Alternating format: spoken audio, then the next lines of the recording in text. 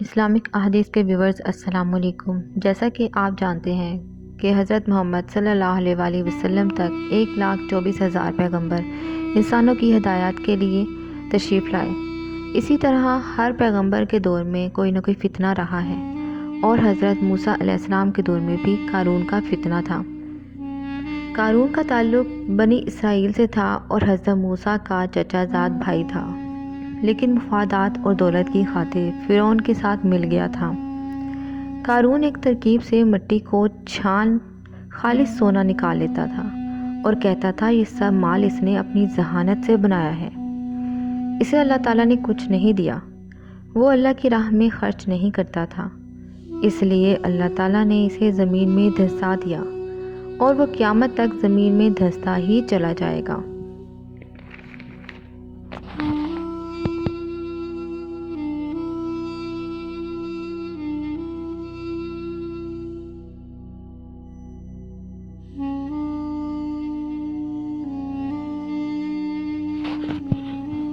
ایک دن قارون نے بہت عمدہ لباس پہنا اور بہت عمدہ گھوڑے پر سوار ہوا اور اپنے محل سے باہر نکلا۔ بہت زیادہ نوکر چاکر بھی اس کے ساتھ باہر آئے۔ لوگ قارون کی عظمت اور شکوہ کو دیکھنے کے لیے راستے میں کھڑے تھے اور اس قدر سونے اور جواہرات کے دیکھنے پر حسرت کر رہے تھے۔ بعض نادان اس کے سامنے جھکتے اور زمین پر گر پڑتے اور کہتے، کتنا خوش نصیب ہے قارون، کتنی ثروت کا مالک اور کتنی سعادت رکھتا ہے۔ خوشحال قارون کتنی اچھی زندگی گزارتا ہے، کتنا سعادت مند اور خوش بخت ہے، کاش ہم بھی قارون کی طرح ہوتے۔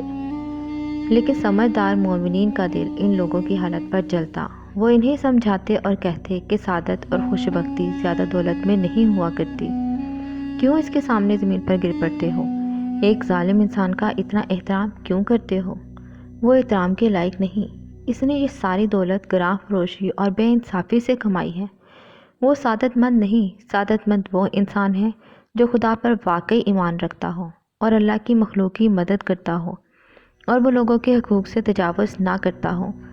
ایک دن اللہ تعالیٰ کی طرف سے حضرت موسیٰ علیہ السلام کو حکم ہوا کہ وہ دولت مندوں سے کہیں کہ زکوٰۃ دیں۔ حضرت موسیٰ علیہ السلام نے اللہ کا حکم دولت مندوں کو سنایا اور قارون کو بھی اطلاع دی کہ دوسروں کی طرح اپنے مال کی زکوٰۃ دے۔ اس سے قارون بہت ناراض ہوا اور سخت لہجے میں حضرت موسیٰ علیہ السلام سے کہا، زکوٰۃ کیا ہے؟ کس دلیل سے اپنی دولت دوسروں کو دوں؟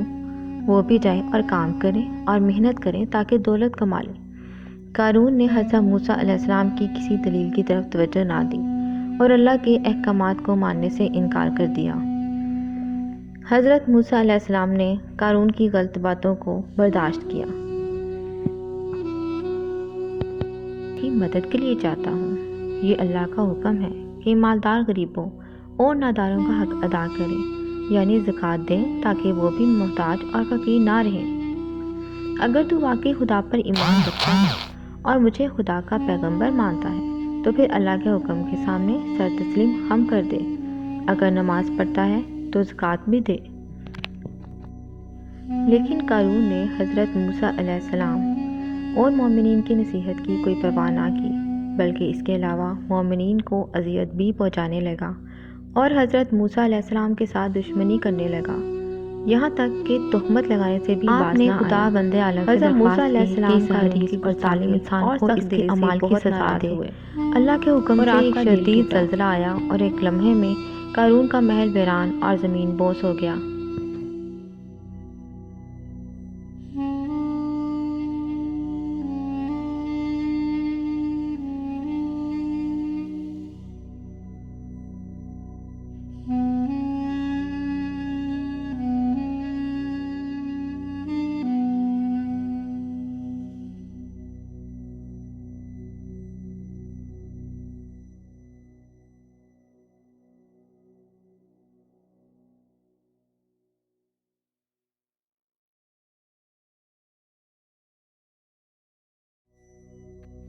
اور قارون کو محل سمیت زمین نکل گئی اور اس حریص کے ظلم کا خاتمہ کر دیا۔ قارون خالی ہاتھ آخرت کی طرف روانہ ہوا تاکہ وہ اپنے برے کاموں کی سزا کو دیکھے۔